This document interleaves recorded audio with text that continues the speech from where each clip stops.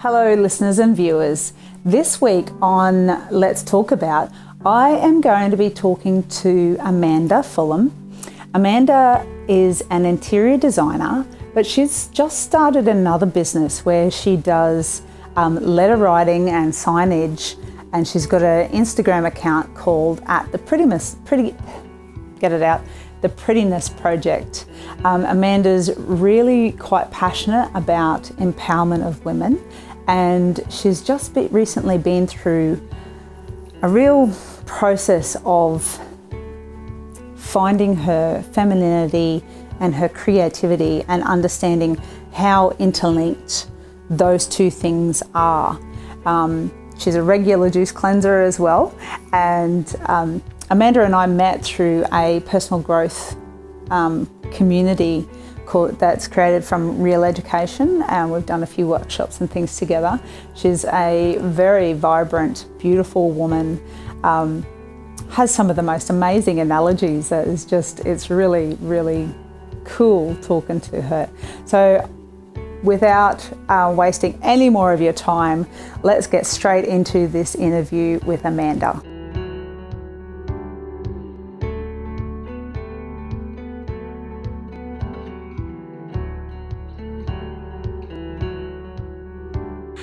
Thank you for joining me for this week's podcast, video log and blog with Amanda. So Amanda has come to join me this week. She was born and bred in Brisbane. She's had quite an interesting life since then. So, she was brought up in a really comfy middle class home. Was the eldest of 4 children, but she was a bit of an overachiever. So she got a scholarship at Girls Grammar, and she did a Bachelor of Psychology and English, and then started an architecture degree at the Queensland University. And a couple of years into her architecture degree, she decided that she just wanted really to make things look beautiful on the inside. So she changed over and began to do interior design. And she moved to Melbourne in 91 because Melbourne was so much more like Europe than what Brisbane was. Brisbane back then was a bit country townish. It's a very different place these days. And in 1993, she sold everything up and went around the world with a world ticket. And she got jobs working in pubs and places like that. And she met her now ex-husband. And he was a bit of an alcoholic Irishman. Isn't that like cliche? Yes. That's tremendously. Funny. Yep. But they got married and they had 2 kids. And they spent 5.5 years in London, and then came home in 98 because Amanda's dad was sick. And then in 2000, her marriage broke down, and that's when you bought your own design business. So since about 2004 as well, Amanda's been doing a lot of personal growth work, and she's been growing personally from doing that work, which is, we sort of met from being a part of the same sort of group of people that have done a particular personal growth workshop called Real, which is Real Education. And then Amanda met her current husband in 2007. But one of the things about Amanda, one of the reasons why I was really interested in talking to her on this podcast, was to do with this business that you've just started. So Amanda's always really loved doing lettering and drawing, and she sold watercolour wildflower prints at the markets when she was at uni. And so you're very passionate about interior design. You've been an interior designer for how long? Since about 1995, 93, somewhere around there. Yeah. It's been 20 odd years. Yeah, that's awesome. And when she got married this year, Amanda did all the stationery herself. And she did all the signage and everything like that for her wedding. And so what she's done is in that time and with all the growth work and everything, you started to reconnect with your creative side and your feminine spirit and really developing that, which I think is amazing. It's really cool. I had a look at your Instagram page. It's amazing. What's your Instagram tag? It's at the Prettiness Project. At the Prettiness Project. We're going to go more into that soon, but so at the Prettiness Project. And then through like that refinding her creativity, she had like a creative rebirth. And consciously trying to have a rebirth. And it was from that you found the like a lettering and signage community on Instagram. Yep. And you started an account in May, researching how to do it and what to do and all that sort of stuff. And so you went from, so in the last month, you went from 800 followers to 2,000 followers. Just under 2,000 now. Just under 2,000. That's a huge amount of growth. That is massive. Yeah, so you did that through doing tutorials and hints and tips and things and free things that you're offering on Instagram, aren't you? Yeah, just trying to give really good content. And then I did a giveaway when I hit 1,000. Yeah. And which I'd seen other people do. And of course people had to like my page. And it was a really good giveaway. I put great stuff in there. So that's actually, you know, that really helped spur it on. And now once it's like a snowball, you know, it just keeps... Yeah. That's cool. And you do videos, like little videos. I video myself doing it, Yeah. So how does that work? Well, obviously when I was creating, you do it anyway, you know what I mean? Spending the time sitting there lettering and blending, and when I first started doing it, I was watching a lot of videos on Instagram, and it's watching how people do it really, it's also kind of mesmerizing. It's a little bit like meditation. Yeah. And when you're watching other people do it, it's really cool.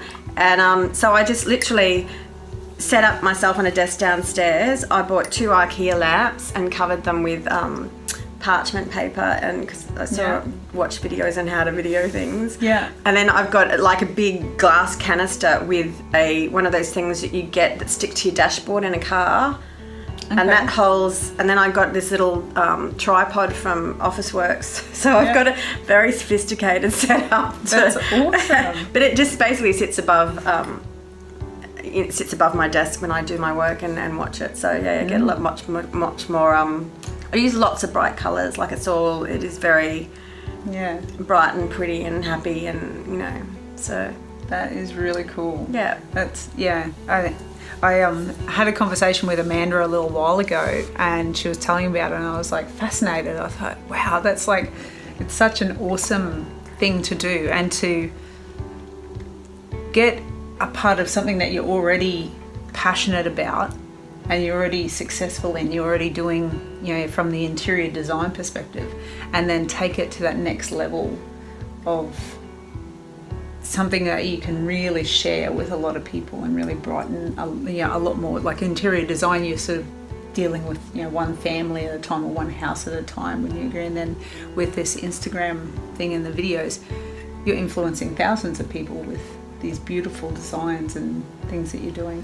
Actually, what blew me away was how big the community is. There are so many people. There are women on that in this community who are doing lettering and signage, all that kind of stuff, who've got 300,000 followers, you know, and people are very, very interested in it. And they do these challenges. So everyone's doing challenges, and one I participate in all the time is called Create, Inspire, Positivity. So they basically give you a prompt each day of some kind of very lovely positive phrase, and then you just letter it in whatever way you want and put it online, and you hashtag that, and then, you know, people are following it, they see it, and then you can sort of model yourself on what other people are doing, and there's new followers all the time. It's actually quite massive. I was really quite surprised, and I'm sure that there's other communities out there. I mean, Instagram's amazing for that, I think.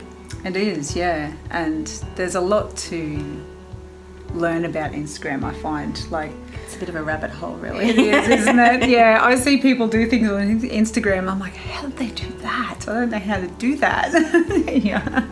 It's all about, you know, if you want to grow your following, because I think it's a very powerful business tool, as you know. I haven't really sort of pushed that side of it yet. I want to grow my following first, and I'm doing that just organically by creating good content. Yeah. But it's, you know, there's loads of different communities, loads of different people. I mean, the world is such a massive place. Yeah. And I could literally spend all day on there. Yeah. If I had time. Yeah. Which is my intention going forward, is that I get to make a living out of this. But I want to, my intention is to run workshops, because I'm actually, like, as I said, what sort of surprised me is that how many people, and the majority of them are women, I don't know if desperate's the word, but, you know, they're really trying to find a way to express their creativity, which, as we know, is very, very closely connected to our femininity. And it just gives you, it's pretty and it's bright, and it kind of connects very closely to the work that I've done with interior design.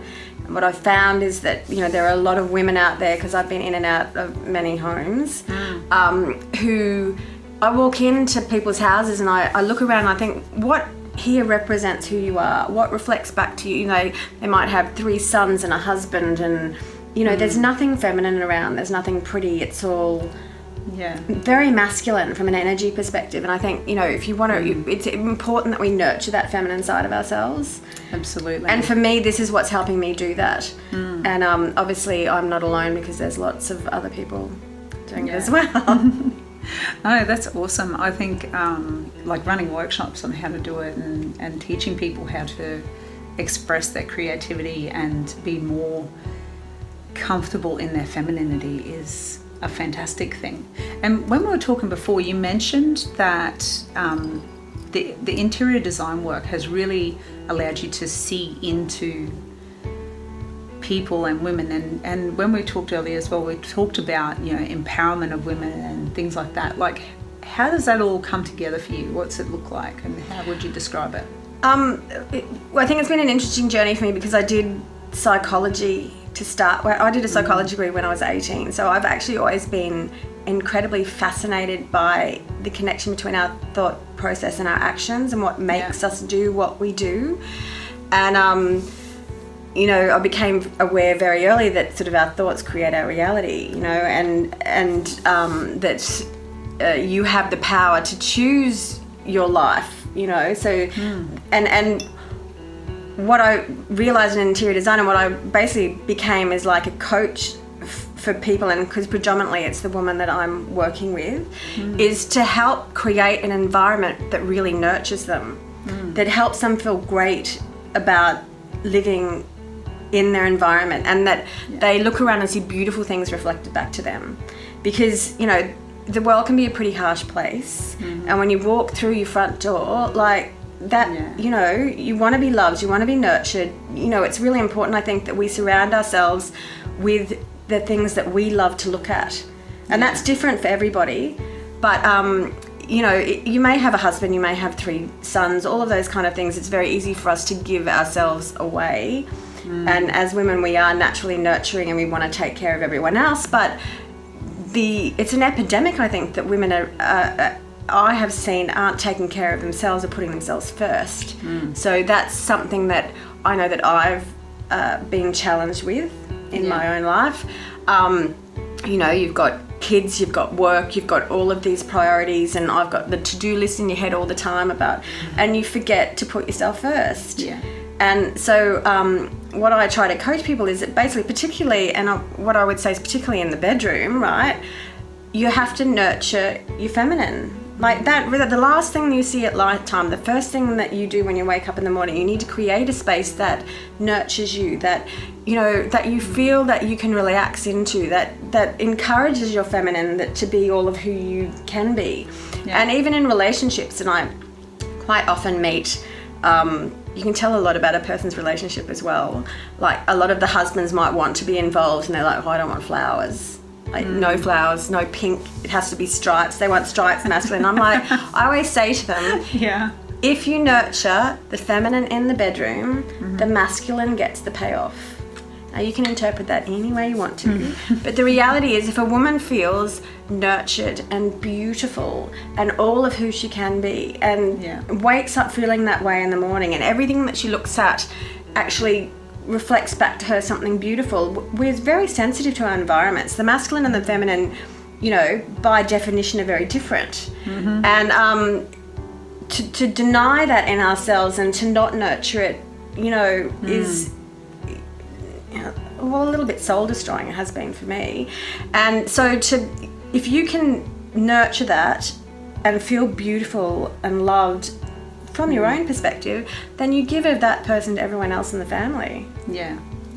So within your own bedroom, what does that express as for yourself? Like, how do you create that beautiful, nurturing environment for you? Well, I like to call it creating pockets of pleasure. Yeah. So if you, I mean, okay, we can start with the bedroom, but just generally around your house, as you walk into every room, there's usually a focal point that you might look at. So you literally create something beautiful you love to look at there. And that's different for everybody. Yeah. So, you know, I have a beautiful picture on the wall opposite my bed, so that when I wake up in the morning, that's what I get to see. So, and even when I walk into my bedroom, I have, again, this lovely little, like, a bedside table and a beautiful lamp and a lovely picture above it. It's sort of like a little vignette. So when I walk in, that's what I get to see. And I'm a bed linen fanatic, so I love beautiful bed linen, and I've got beautiful sheer curtains, and, you know, I surround myself with the colours that I love, which at the moment are sort of like a sort of pinky aubergine, and you know, I've got dark floors, but I mean, it's different for everyone. And as an interior designer, my job isn't necessarily to tell, like, I could never be the type of interior designer where people walk in and say, well, you just do it. No. I have to connect to you. Like, this is what I do. I literally, you know, have this sort of invisible cord I've got to stick in here and somehow find a port and dock and help, you know what I mean? Yeah. Intrinsically understand who you are and what you like to love, and help you create an environment that you love to live in, which is going to be different for everyone. And you could ask 10 different people their opinions on things, and everyone's going to have a different one. So my worst nightmare is when people want to have, oh, can I bring my sister or my mother or to the consultation? I'm like, really? Because then you've got 3 different opinions, you know, and, you know. That would be hard. It is hard. I'm from a family of girls, so if I bought my mother and my sister, it would be, like, love them to death, but they've got very different ideas about, you know, what would be beautiful for their home as to what I have for me personally. You know, even though we've been brought up sort of all the same, you know, it's just completely different. We're so different people. Yeah. Exactly. And I think it's as much about how it feels as about how it looks. Like, energy is really important, and I think a lot of women are quite sensitive to their environment. So, you know, the colours you use and how you feel about those colours. And, you know, I once did a consultation with a woman who had this sort of almost rusty red colour painted behind her bed. That was the bed head. We walked in there and she said, I hate that colour. I went, why is it still there? Every single time you walk into this room, you look at this colour and all you feel is like really quite strong negative emotions, and you've got to sleep under it. Like, change it. Go and get it painted. I'll come with you. We're going now to Bunnings. I have to tell you a story about the first. So I bought a house when I was about 24. I must have been 24, 25. So it was about 24. Anyway, it was this rundown. It was a deceased estate. It was like just needed so much work, and I was really poor. I was a single mum, working full-time shift work as a police officer, right? So I was on shift work, and so I renovated this house from top to bonnet, and I had like this beautiful grey sky blue walls in the lounge room with burnt orange trim, and then in the kitchen it was like canary yellow with like, and I had colour everywhere. It was so colourful. There were definitely times where I'd wake up in the morning and walk into the kitchen and I'd be like, oh, that's really bright. So it was might have been a little over the top in the colour range, but at the time I loved it. It was like complete expression of like how colourful I wanted my life. And then I was moving, got transferred to Mount Isa from Gladstone, and I was moving, and so I sold my house to my mum and dad, and my mum and dad moved in there, and within like It was like the first week. Dad was at Bunnings. No more yellow. Actually, I don't think Bunnings existed back then. Dad was at the hardware store. He bought tins of like the most ugly cream colour I can think of, and Mission Brown trim, and then painted the whole place cream with Mission Brown. Oh dear. It was disgusting. It was just so disgusting. I'm like, okay, I could understand wanting to tone it down a fraction, but that just killed it. My poor How did your mum. mum feel about it? Oh, she hated it.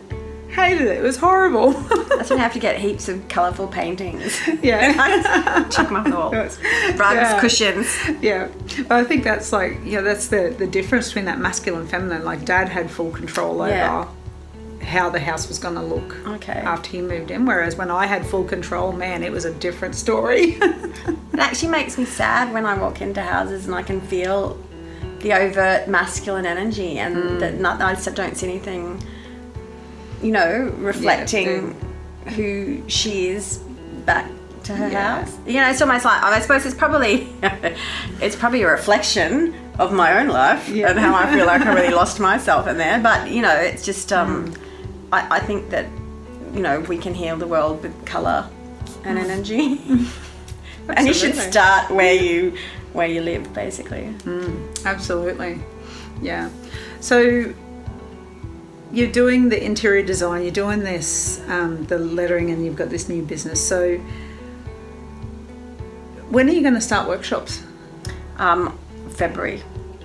Oh, awesome. So do you've got a web page at all for this yet? I have not got a web page. I haven't done any of that yet. It's all sort of happened very quickly because a pen brand contacted me and asked me to be their ambassador. Okay. Because they were sort of starting out. It's an Australian brand actually, but they started in America and they were looking for someone in Australia to. So basically, they sent me their pens for free, and I do a post sort of once a week with their pens. And then she said, I really want to start doing workshops over here in Australia, and would you come to Sydney? And I think you'd be the perfect person to do it. And I was like, it's funny because that's what I wanted to do. That's my intention. That would my end game. I hadn't really had any kind of concept about when that would start happening. But she's like, do you want to do that? And I went, yep. Yeah. And she said, how about we do it in February? I went, yep. That's awesome. I don't know what it looks like yet. I've attended a lot of workshops myself, so I know what other people are doing. Yeah. I've just got to spend some time. But it's going to be fun, and it's kind of winging it. But yeah, that's awesome. Yeah. That is really cool, which is such a feminine way of doing things, isn't it? It's like, yeah. So just thinking back to, where you said you went through a time, it seems like a time of, these are my words, like a time of darkness, and then you've got this creative rebirth happening. Yeah. What was the instigation? What caused that to change? I think it was just a realization, really, that I'd been coping for so long on my own that I'd stopped doing the things that fed my soul. Yeah. I was trying to bring up the kids and work and, issues in my relationship and all that kind of stuff. And I realized that I was the doer. I was, taking responsibility. I was pretty much earning the income. I was being, I'm an eldest child, and I think responsibility is pretty much tattooed on my brain. But yes. I was taking care of everyone else and I wasn't taking care of me. And I just woke up one day and realized that, funnily enough, and everything comes in cycles, in 2004 when I began my work with real education, I'd come from being, come out of a very difficult relationship and hanging on to a lot of anger. And I didn't realize, and people, gave me feedback that I had a lot of FU energy. I didn't realize it. But obviously I was, I'd taken a lot of my stuff and I had to work very hard to get back into my feminine because I'd been in my masculine, which is really the coping. Yeah. And then over time, that was great. And then I stopped, and then life happened again, and circumstances changed, and I found myself once again on my own with my kids and having to cope and pay the mortgage on my own, blah, blah, blah. And once again, it's almost like some part of me has to stand in my masculine to do that, and then my feminine kind of gets put aside. And I actually made a decision that emotion wasn't useful in helping me achieve what I needed to achieve. Yeah. So I literally disconnected my emotion, my feminine side of myself. And then, probably 12 months ago, I just had a realization that I'd done it again. And here I was, being strong and responsible and taking care of everyone, else purely from an economic perspective and making sure everyone was okay. And, obviously, when it comes down to survival and making sure, keeping a roof over your head. I shelve her. Yeah. And that's sad. Yeah. So I'm going to get emotional now. That's all right.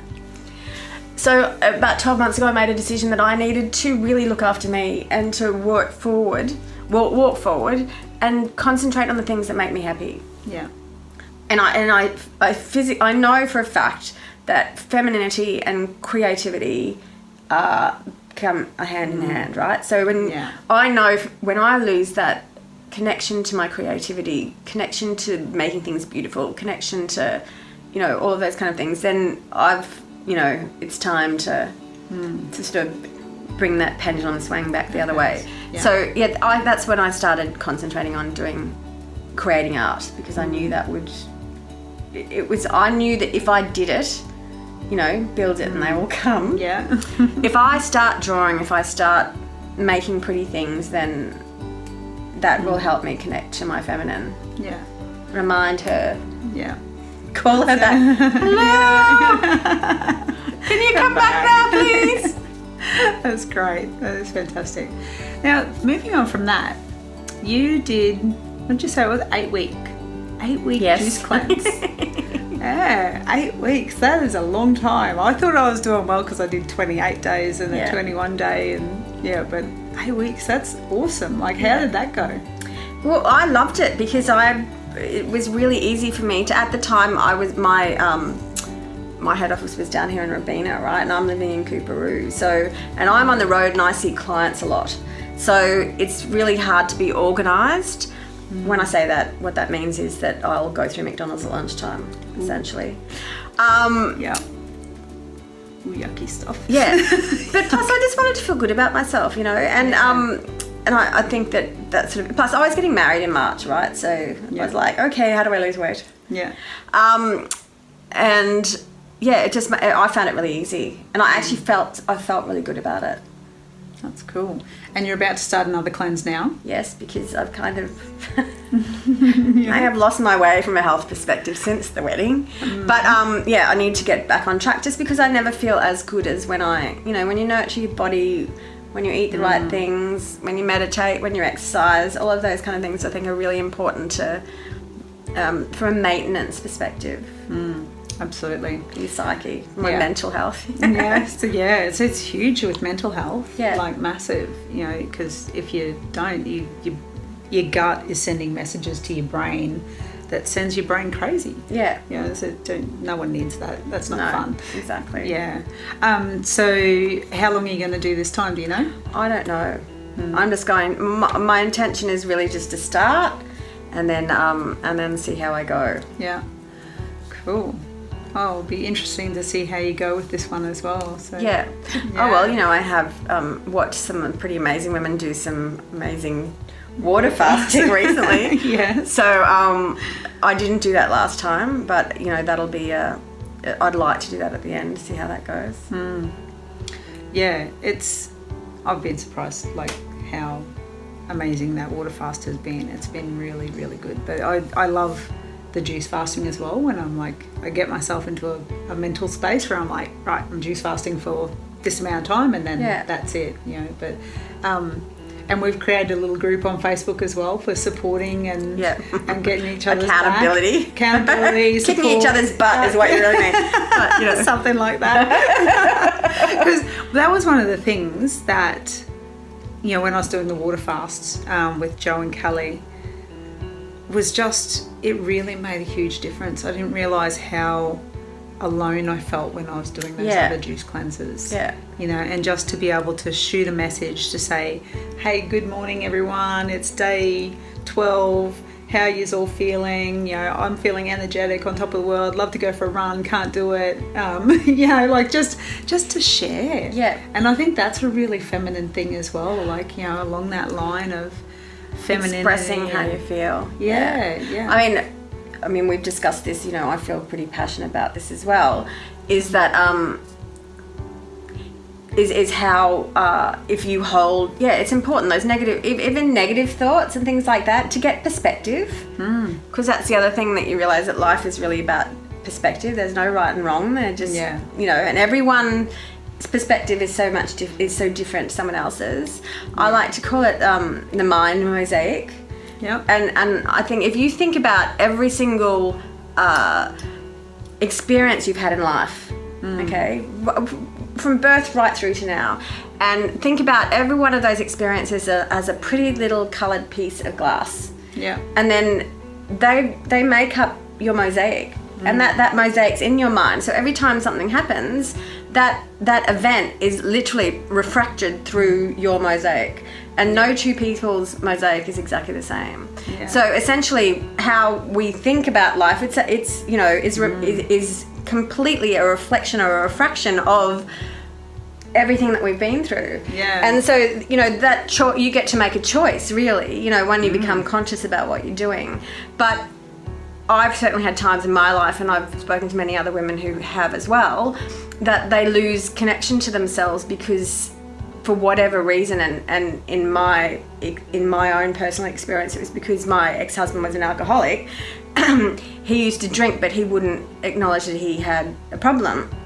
And so I just had 2 babies, and I was upset about his drinking, and he'd be mean when he was drunk. And I would say, you know, why are you doing this? You know, I'd never had experience with it before. And he would say that he drank because I was a bitch to live with. And then he'd say he'd give up, and he'd walk through the door and he'd smell of alcohol, and I would say, you've been drinking. And he'd say, no, I haven't. You're a paranoid bitch. Like, seriously, there's something wrong with you. And I actually thought that there was something wrong with me. Like serious gaslighting behaviour. Yes, really bad. And the funny thing is that I'm an intelligent, educated woman, right? So I honestly thought I've had one of the best educations that money can buy. I really never thought that the day would come when I would lose myself to someone else's madness, so to speak. And not that I'm giving him responsibility, but I was completely unconscious in that process. I had no idea what was going on.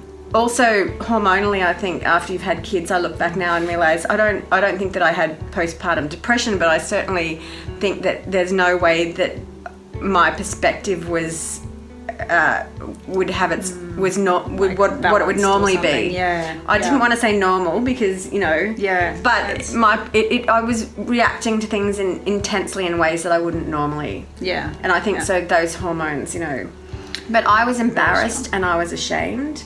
My mother, who is a beautiful person, used to say to us, we were never allowed to stay over at other people's houses because she used to say to us, what if their father's an alcoholic? So, you know, and then I ended up married to one.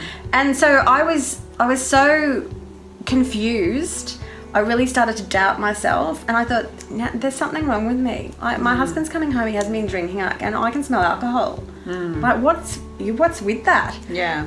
And if he'd pointed to that wall, which is an off-white, and told me it was black, I would have said, because I'd, you know, and you lose confidence in yourself. No friends or family around because I was living overseas, and I just really and I was scared to talk to people. I was ashamed. I had so much of that nasty sort of guilt and confusion.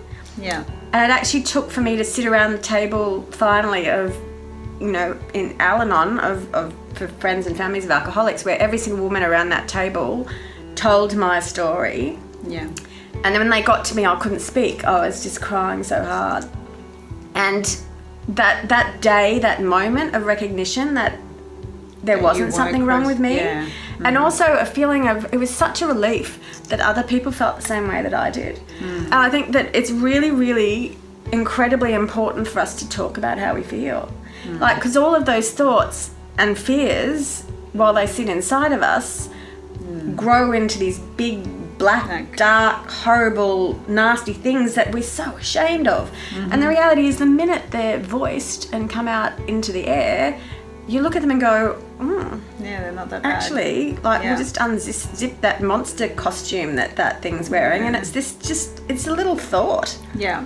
That we have the power to choose to follow or not.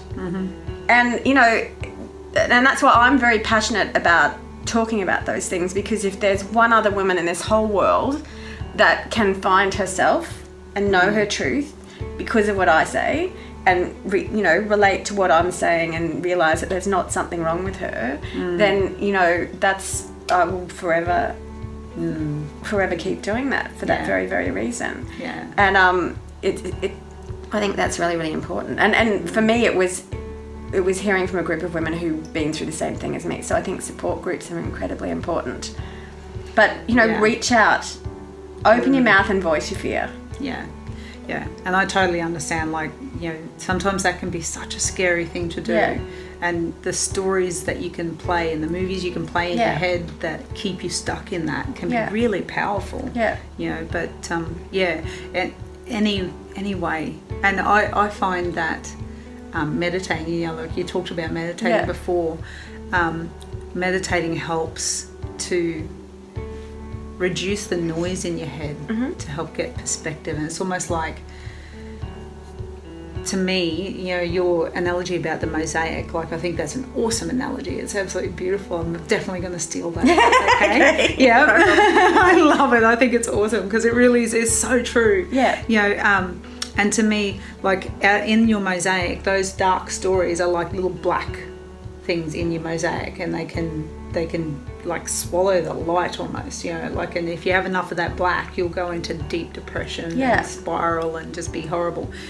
If you meditate, it's almost like you can find a way to quieten that, to then create some light, create some space, to get a different perspective, to then be able to find the courage to speak out. You know, and you know, I think just meditating is such a powerful, powerful way to get grounded, get centered, get present, step forward, look straight ahead, and go when ready. That's totally it. But what you were just saying, the funny thing, some people are they find the idea of meditation very confronting and don't know how to do it or think they're doing it wrong. I think it helps connect you to your instinct and your truth, and you're listening, because when there's lots of voices around, particularly ones telling you that you're no good, or you know, whether they're the voice of your dad in your head from 20 years ago, or the teacher when you were in grade 3 that told you were too loud when you were singing. Not that that's happened to me. Wink wink. And it's, you know, they're in there, and it's, I always say, I like to call it, again, these are my little analogies, the butterflies and the blowflies. And the trick when you're meditating is to acknowledge those. You know, they don't go anywhere. They're just like little clouds that sort of, you know, almost like voice bubbles. You can see them like. So they're floating around in front of you, and there's ones that say really horrible negative stuff. And you don't pretend they don't exist. You just acknowledge them and let them go. Yeah. And, or if you like my butterflies and blowflies analogies, you can imagine yourself with a fly swatter. Yeah. So, because the negative thoughts are really friggin' loud, man. They come and they're like, zzz, zzz, zzz. And then I've got these beautiful little thoughts in the background going, hi, you're pretty and beautiful and I really love you. And the bees going, no, you're not. And they're louder. And you're like, I don't want to listen to you. So, like, just see myself with this big, and actually, whoosh. You know, I want to get to that one which is pretty and floaty and pink.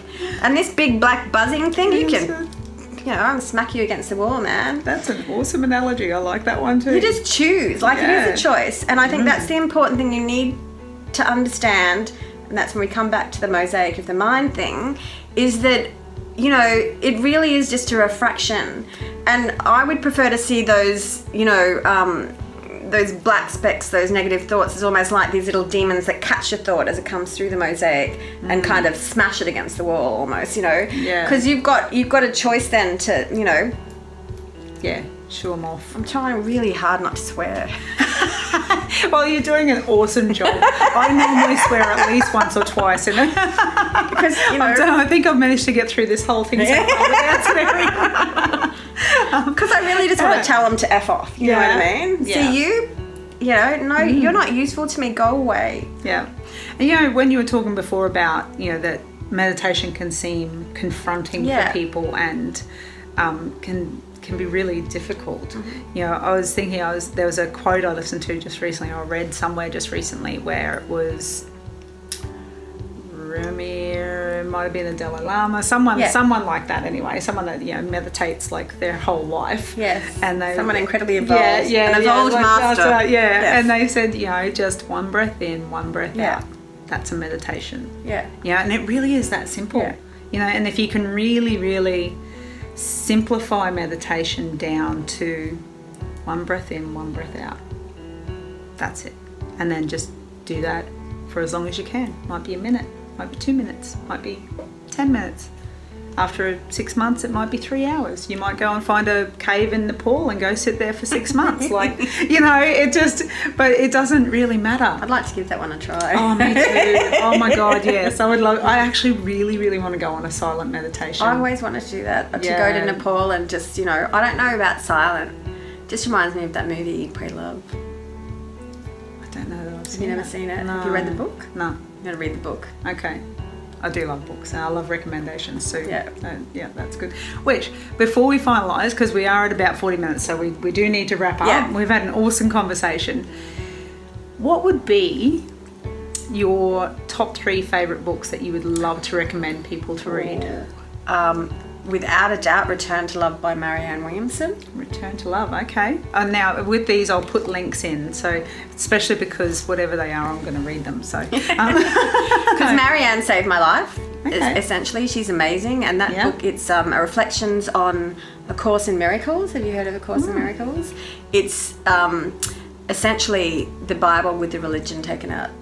Okay. And she did this course, and she writes this book, and it's so don't be confronted about religion, etc. It's not about that. What's that say? Oh, stupid thing. Thank you for seeing that. Approved, request sent. Okay. Yeah. It's incredibly insightful, and literally just the story of one woman's journey where she was literally on her knees thinking, how do I live my life like this? What can I do? And she had an epiphany and everything changed, and it's incredible. It's just about basically love, and that we are all love, and how to return to love and love yourself. And she says that a miracle is but a change in perspective. Awesome. Which is I amazing. definitely want to read that. There's another book that was incredible for me. I think Conversations with God by Neil Donald Walsh. Yeah, I haven't read it. I've actually downloaded it. I've got it ready to read, but I haven't read it yet. Incredible. Okay. And the third one is probably 10 Things About Life Every Woman Should Know by Barbara DeAngelis. Okay. No, I haven't read that one either. Or 10 Secrets About Life. The funny thing is, I was out one night at, a bar in the valley, sort of probably 15 years ago, and I got into a conversation with a woman, and she wrote these 3 books. I was telling her about my life and, that I was unhappy and I wanted to find a way out, and she wrote these 3 books down on a piece of paper, and it was those 3 books. Oh, wow. And I just got goosebumps. I know, but it was just one of those chance things, and to this day I would still put those 3 as the top 3.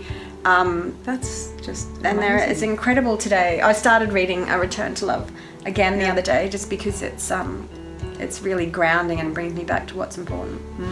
Wow, that is awesome. I'm definitely going to read the 3 now. I'm very intrigued. But yeah, I'll put a link to each of them for like Amazon or Audible or any of those sort of sites in the show notes for this. So yeah, we are going to have to wrap up now. Okay. It has been a fantastic conversation. I'm really, really happy that you could make it and come here and enjoy this chance to sit down and just have a chat. Now I've got a free juice. I'm really quite stoked about that. Yeah, so if you get invited to a podcast, you get a free juice. No. It's just happen to have one in the fridge, so that's funny, that isn't it? Really? It is, yeah, a juice company, you tend to have some juice in the fridge. Yeah, so I'll make sure I put your Instagram handle and when you've got a website, let me know and I can update that as well. My little byline is saving the world one pretty project at a time. That's awesome. I like it. I'm really just saving myself, but if the world happens to benefit, that's a great thing. Well, that's the best way to do it, isn't it? Save yourself first and then everything else works out. Yeah. I like that. That's a good motto. Yeah, awesome. So wrapping it up, I really want to thank you. That has been fantastic, and I'll do all that. If you have any questions, that's what it was I was thinking of. I was trying to think of what the next thing was that I was about to say. So if you have any questions, comments, anything like that, put it in the comments below in the show notes, or if you're watching this on YouTube, put it in the comments on YouTube and I will answer. If you've got actually questions for Amanda, you can still put them in the comments, or is there a particular email address or something like that if someone has a question for you that they can send an email to? I've just got my personal email. Yeah. Or on Instagram? Yeah, if you go onto Insta, you can link to my email through Instagram. Okay. I think there's direct message. Or direct message. Yeah, direct message or email. Yeah, cool. All right, go on to Instagram at The Prettiness Project on Instagram. It's gorgeous. Really suss out all the little designs in there. It is absolutely beautiful. And I hope to see you next week. I can't remember right now off the top of my head who I'm talking to next week. I have to look at my calendar, but I will make sure that I know what's going on next week. It's all good. Yeah. Get onto the website, subscribe, follow, subscribe on YouTube. We're doing these every week. I'm talking to some amazing people and really enjoying these conversations. Yeah. Thank you so much, Amanda. Bye. Wow, what an amazing interview. Amanda is just such an interesting person, and I loved her analogy about the mosaic in her head and the blowflies and the butterflies. I'm definitely going to be using those things. And like I said at the end of the interview with Amanda, please, if you've got any questions, any comments, anything that you want to understand about anything that we talked about, just drop us a line. You can either email Juiceit at info@juiceit.com.au. You can call me on 1300 Juiceit. You can DM me on any of my socials, so at Juiceit on everything. I've got a Juiceit Facebook business page plus a Juiceit community.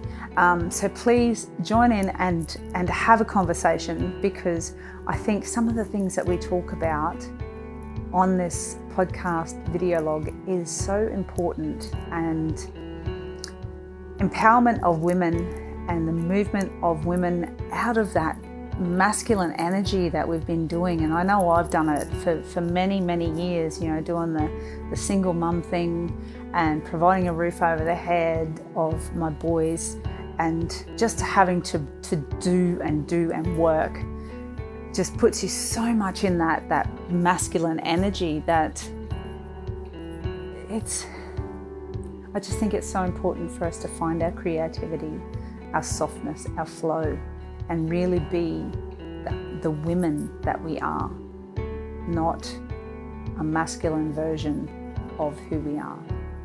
So I'd love to hear any feedback you've got, and I really look forward to seeing you again next week. Bye.